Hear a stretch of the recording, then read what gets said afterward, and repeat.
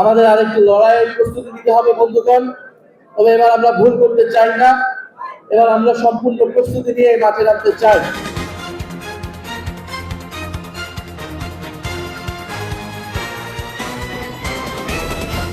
আমরা জাতীয় পর্যায়ে আওয়ামী লীগ বিএনপির অনেক হানাহানি দেখলেও সিলেটের বিভিন্ন সময় আমরা ব্যতিক্রম পরিস্থিতি দেখেছি।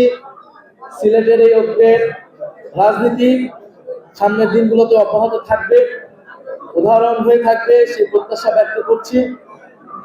আমার বিশেষ করে কিছু বলার নেই, যেহেতু ইফতারের সময় হয়ে যাচ্ছে। আমার আগে যে সকল বক্তারা বক্তব্য দিয়েছেন, এনসিপি নেতৃবৃন্দ বক্তব্য দিয়েছেন, তাদের বক্তব্যকে আমি সমর্থন করছি। তাদের বক্তব্যে সারা দেশের চিত্র ফুটে এসেছে, এনসিপির বর্তমান এবং ভবিষ্যৎ কর্তব্য ফুটে এসেছে। আপনাদেরকে সে আহ্বান জানাচ্ছি, আমাদের আরেকটি লড়াইয়ের প্রস্তুতি নিতে হবে বন্ধুগণ। তবে এবার আমরা ভুল করতে চাই না, এবার আমরা সম্পূর্ণ প্রস্তুতি নিয়ে মাঠে নামতে চাই। গণ অভ্যুত্থান হয়তো হয়ে গিয়েছিল, সেই গণ অভ্যুত্থান পরবর্তী করণীয় ক্ষেত্রে আমরা অনেক কিছু ভুল করেছি। ফলে আজকে দেশের এই বেহাল অবস্থা আবারও তৈরি হয়েছে। দেশ আবারও গণতন্ত্র থেকে একদলীয় স্বৈরতন্ত্রের দিকে যাবে কিনা সেই প্রশ্ন উঠেছে। দেশের প্রতিষ্ঠানগুলোকে আবারই, প্রশাসনকে আবার একদলীয়করণ হচ্ছে। বাংলাদেশ ব্যাংকের পরিস্থিতি আপনারা দেখেছেন, মিডিয়ার ভাই বোনেরা বাসের পরিস্থিতি আপনারা দেখেছেন, এবং সর্বশেষ আমরা দুদকের পরিস্থিতি দেখলাম। দুদক আইন অনুসারে একটি স্বাধীন নিরপেক্ষ প্রতিষ্ঠান, কিন্তু বাংলাদেশের ইতিহাসে কখনোই সেই স্বাধীনভাবে দুদক কাজ করতে পারে নাই।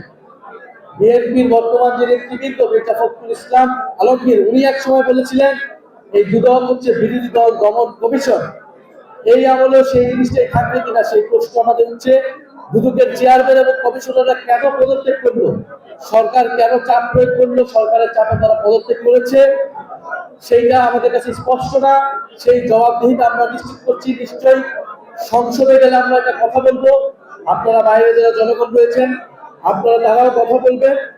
এবং দুদকের পরবর্তী চেয়ারম্যান কিভাবে নিয়োগ হবে, আমাদের দলীয় বিবেচনায় নিয়োগ হবে কিনা, নাকি বিরোধী দলের সাথে আলোচনা করে নিয়োগ হবে, সেই বিষয়ে প্রশ্ন আমরা রেখে যাচ্ছি।